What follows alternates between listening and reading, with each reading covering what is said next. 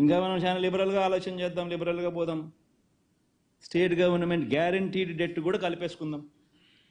State government guaranteed debt కూడా కలుపుకుంటే, అంటే ఈ సివిల్ సప్లైస్ కార్పొరేషన్లకు ఇటువంటి వాటికి అన్నిటికీ కూడా గవర్నమెంట్ గ్యారంటీ ద్వారా అప్పులు తెచ్చుకుంటే, అటువంటివన్నీ కూడా కలుపుకుంటే చంద్రబాబు నాయుడు గారు అధికారంలోకి రాకమునుపు ఆయన హయాంలో స్టార్ట్ అయ్యేసరికి 5,744 కోట్లుంటే, ఆయన హయాం ముగిసే టయానికల్లా అవి కాస్త 50,000 కోట్లకు ఎగబాకుతే, మన హయాం స్టార్ట్ అయ్యే టయానికి 50,000 కోట్ల రూపాయలుతో మొదలెడితే, మన హయాం ముగిసేసరికి అటువంటి అప్పులు 106,000 కోట్లకు ఎగబాకే. రాష్ట్రంలో ఇవాళ అటువంటి అప్పులు కూడా కలుపుకుంటే మరో 106,000 కోట్ల రూపాయలు కనిపిస్తూ ఉన్నాయి. పోనీ ఇంకా లిబరల్గా పోదాం,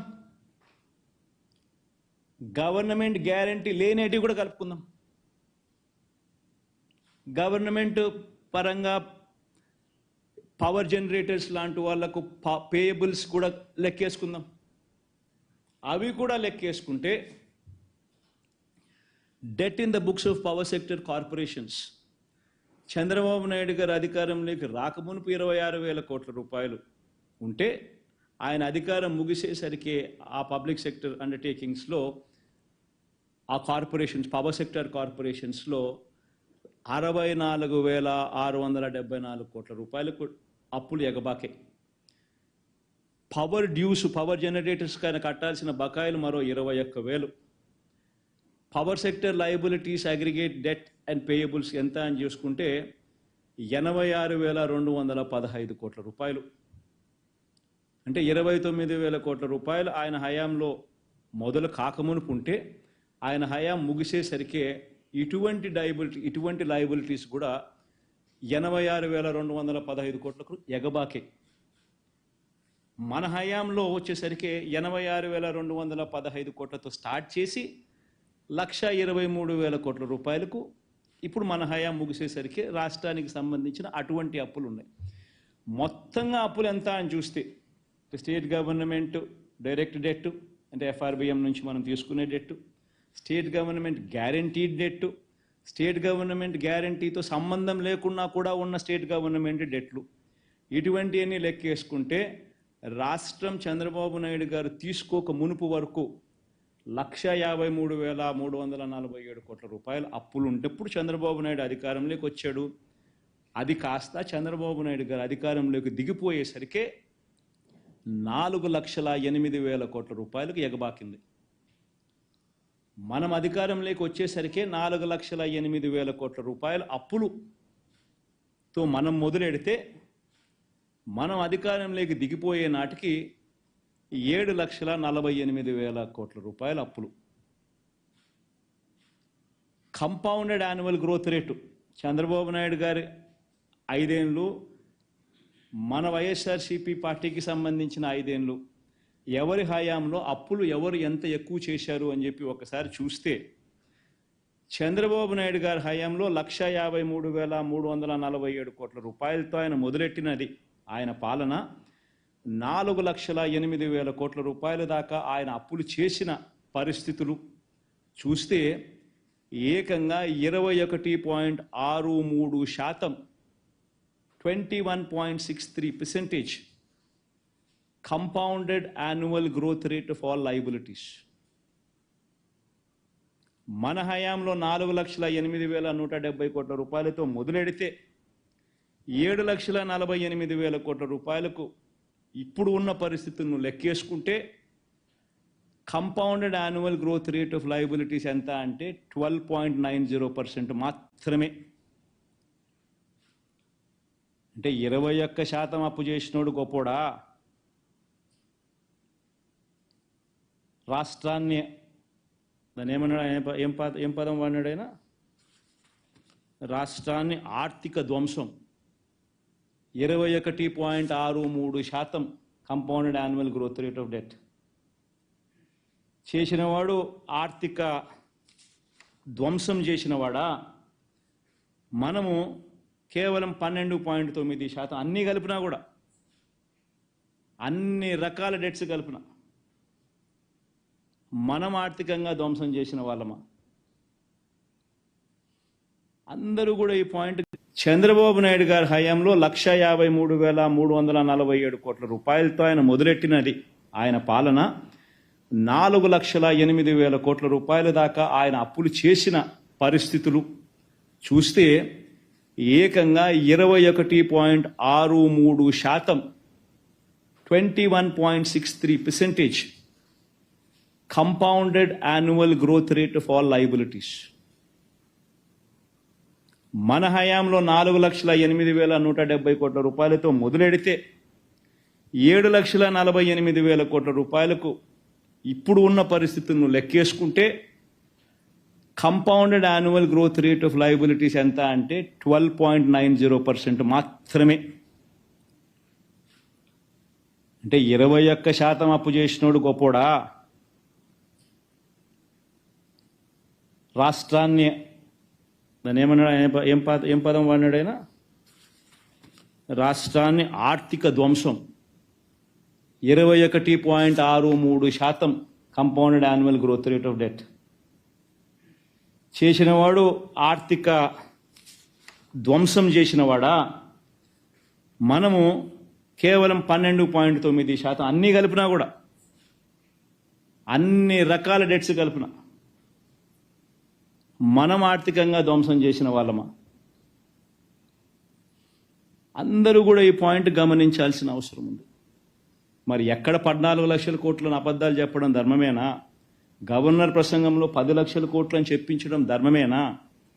ఉన్నవి అన్ని రకాల అప్పులు కూడా లెక్కేసుకున్నా కూడా, including payables to power generators, అటువంటివి కూడా కలుపుకున్నా కూడా కేవలం 7,48,000 మాత్రమే ఉండడం వాస్తవమైతే ఈ మాదిరిగా తప్పుడు లెక్కలు చెప్పడం ధర్మమేనా? ఇన్ఫ్యాక్ట్ రాష్ట్రానికి సంబంధించిన ఆర్థిక వ్యవహారాలకు సంబంధించిన విషయాల మీద కేంద్ర ప్రభుత్వం రిలీజ్ చేసిన economic survey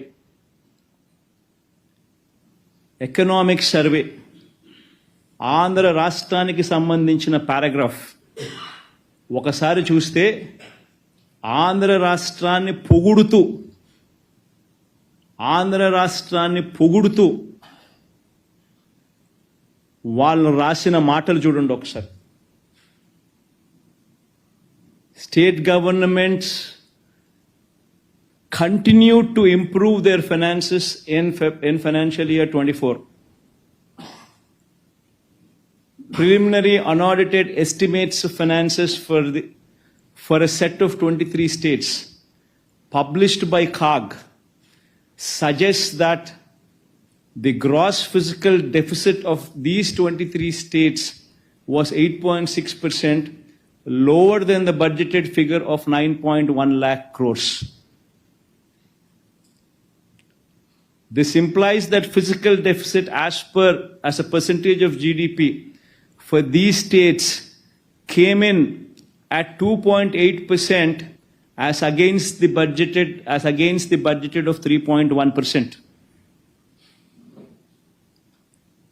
The quality of spending by state governments improved, with state governments focusing on capex as well. The 23 major states are Andhra Pradesh, Arunachal Pradesh అని ఇట్లాంటివన్నీ రాసినారు. మనము కేటాయింపులు, మనం బడ్జెట్లు మన ద్వారా మనకు ఇచ్చే అవకాశం, FRBM ద్వారా మనకు అవకాశం ఉండి మనల్ని బారో చేసుకునే అవకాశం మనకి ఇచ్చిన దాన్ని కూడా ఇంకా తక్కువ తీసుకున్నాం ఇచ్చిన దానికన్నా కూడా. డైరెక్ట్ బెనిఫిట్ ట్రాన్స్ఫర్ లాంటి గొప్ప కార్యక్రమాలు మనం చేసినాం కాబట్టి మన రాష్ట్రాలు ఏదైతే మన రాష్ట్రం ఏదైతే ఉందో దాన్ని పొగుడుతూ కూడా రాసినారు. క్వాలిటీ గురించి కూడా, quality of spending by state governments improved అని కూడా కితాబ్ ఇచ్చినారు. ఒకసారి రాష్ట్రానికి సంబంధించిన మార్చ్ 2024 దాకా ఇది this is data from RBI, అంతే కదా కృష్ణ?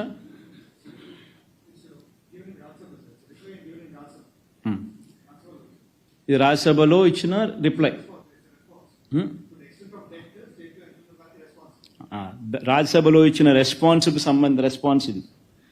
దీంట్లో ఆంధ్రప్రదేశ్ డెట్ ఎంత అని చెప్పి మార్చ్ 2024 దాకా చూస్తే 4,85,000 కోట్లు. నేను ఇంకా జూన్ వరకు తీసుకున్నా కాబట్టి ఇంకా పెంచిన 4,80,000 కోట్లు, 85,000 కోట్లు కాస్త ఇంకా పెంచి ఇంతకు ముందు మీకు చెప్పిన జూన్ దాకా తీసుకున్నా కాబట్టి. కానీ వాళ్ళు ఇచ్చిన స్టేట్మెంట్లోనే 4,85,000 మాత్రమే అని ఉంది. మరి ఎక్కడి నుంచి వస్తూ ఉన్నాయి ఈ నెంబర్లు? 10 లక్షల కోట్లను ఒకరితో చెప్పిస్తారు, ఒకరితో చెప్పిస్తారు, 14 లక్షల కోట్లని ఆయన అంటాడు, ఇంకొకరితో రాయిస్తారు. ఈ మాదిరిగా రాష్ట్రానికి సంబంధించిన పరిస్థితిని లేనిది ఉన్నట్టుగా, ఉన్నది లేనట్టుగా చిత్రీకరించి చూపించడం ధర్మమేనా? Everybody should ask these questions. ఇప్పుడు ఆయన మాట చెప్పినట్టు ఎన్నికలప్పుడు నెరవేర్చాల్సిన బాధ్యత ఆయనది. ఆ మాట నుంచి తప్పించుకోవాలని చెప్పి, ఆ ఇచ్చిన మాటను, హామీలను తప్పించుకోవాలని చెప్పి ఒక పద్ధతి ప్రకారం అబద్ధాలను బిల్డప్ చేసుకుంటూ పోయి రాష్ట్రంలో లేని అప్పులు ఉన్నట్టుగా, రాష్ట్రం పరిస్థితి అధోగతిగా ఉన్నట్టుగా, రాష్ట్రం అన్యాయంగా జరిగిపోతా ఉన్నట్టుగా చిత్రీకరించడం ఎంత మటుకు ధర్మం, ఎంత మటుకు న్యాయం? అందరూ కూడా ఆలోచన చేయమని చెప్పి కోరుతా ఉన్నాం. ఇన్ఫ్యాక్ట్ 2000 కోవిడ్ సమయంలో మన రాష్ట్రంలో, ఇన్ఫ్యాక్ట్ చంద్రబాబు నాయుడు టైంలో ఇప్పుడు కోవిడ్ లేదు. మనం కోవిడ్ సమయంలో ఉండి కూడా మన పర్ఫార్మెన్స్ ఇది. కోవిడ్ సమయంలో ఉన్నప్పటికీ కూడా మనం చంద్రబాబు నాయుడు గారి హయాంలో కన్నా మన హయాంలో ఇంకా తక్కువ డెట్స్ తీసుకున్నాం. కోవిడ్ సమయంలో ఒకసారి చూస్తే యూనియన్ గవర్నమెంట్కి వచ్చిన ట్యాక్స్ రెవెన్యూస్ కోవిడ్ సమయంలో తగ్గిన పరిస్థితులు కనిపిస్తూ ఉన్నాయి. 2019, 2020 చూస్తే కోవిడ్ సమయంలో -3.38% growth rate gross tax revenues collections. 2020-21లో నెక్స్ట్ ఆ తర్వాత ఫాలోయింగ్ ఇయర్లో మళ్ళీ 20,27,104 కోట్లే. అప్పటికి 0.85% పెరుగుదల growth rate in gross tax revenues.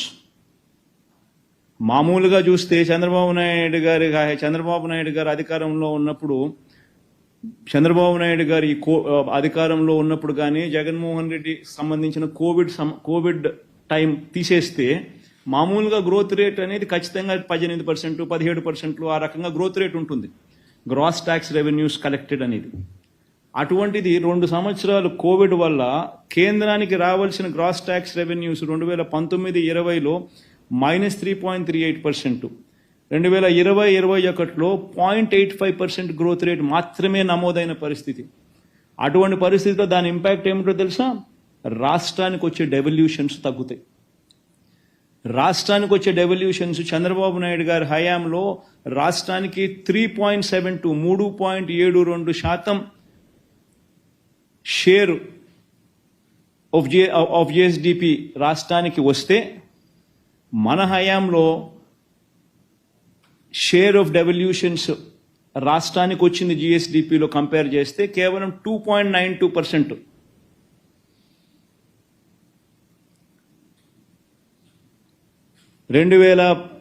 ఇది జిఎస్డిపినా జీడిపినా?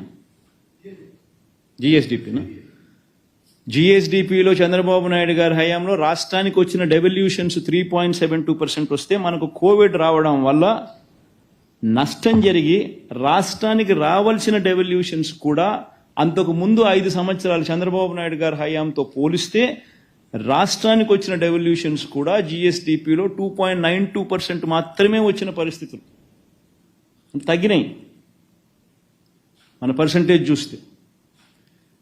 అటువంటి పరిస్థితుల్లో కేంద్రమే కాదు ప్రతి రాష్ట్రము కూడా అప్పులు ఎక్కువగా చేసుకునే వెసులుబాటు కేంద్ర ప్రభుత్వం అడుగులు ముందుకు వేసింది. కేంద్ర ప్రభుత్వం ఎక్కువ అప్పులు తీసుకుంది, రాష్ట్రాలకు ఎక్కువ అప్పులు తీసుకునే అవకాశం కూడా కల్పించింది. అయినప్పటికీ కూడా మన హయాంలో చంద్రబాబు నాయుడు గారు చేసిన అప్పులు కన్నా మన హయాంలో అప్పులు మనం తక్కువ చేసినాం. చంద్రబాబు నాయుడు గారి హయాంలో compounded annual growth rate of liabilities 21.63% అయితే, మన హయాంలో compounded annual growth rate of liabilities, all kinds of liabilities put together 12.90% మాత్రమే. ఆయన హయాంలో ఎఫ్ఆర్బిఎం డెట్కు సంబంధించిన అంశం వరకే చూసుకున్నా కూడా 18.15% కంపౌండెడ్ యాన్యువల్ గ్రోత్ రేట్. మన హయాంలో 13.80% మాత్రమే కనిపిస్తుంది. అంటే ప్రతి అంశంలోనూ కూడా అప్పుల పరంగా కోవిడ్ లాంటి విపత్కర పరిస్థితుల్లో కూడా వైఎస్ఆర్సీపీ హయాంలో అప్పులు తక్కువ జరిగాయి. Compounded annual growth rate of debt when compare to Chandrababu's రెజీమ్లో ఆయన 5 సంవత్సరాలతో కంపేర్ చేస్తే. ఇది వాస్తవాలు. మిమ్మల్ని అందరినీ కూడా కోరేది ఒకటి, ఈ స్లైడ్ చూపించండి. ఈ గవర్నర్ గారికి కూడా నేను ఈ సందర్భంగా లెటర్ రాస్తున్నాను. అయ్యా గవర్నర్ గారు, మిమ్మల్ని కూడా చంద్రబాబు నాయుడు గారు మోసం చేసి మీతో కూడా అబద్ధాలు చెప్పించడం ధర్మమేనా? మీరు కూడా వాస్తవాలు తెలుసుకోకుండా ఈ మాదిరిగా అసెంబ్లీలో ప్రసంగించడం న్యాయమేనా అని కూడా గవర్నర్ గారిని కూడా లెటర్ రాస్తా ఉన్నాం. గవర్నర్ గారికి వాస్తవాలన్నీ కూడా క్రోడీకరించి ఆధారాలతో సహా పెడుతూ గవర్నర్ గారికి కూడా లేఖ రాసి చంద్రబాబు నాయుడు గారి ప్రభుత్వాన్ని, ఆర్థిక శాఖను తిట్టమని చెప్పి, మందలించమని చెప్పి, గవర్నర్ గారిని ఈ రకంగా రైడ్కి తీసుకొని పోవడం, గవర్నర్ గారి చేత కూడా ఈ మాదిరిగా అబద్ధాలు ప్రచారం చేయించడం కరెక్ట్ పద్ధతి కాదు అని చెప్పి గవర్నర్ గారికి కూడా లెటర్ రాస్తున్నాం, ఇవన్నీ వాస్తవాలు పెట్టి.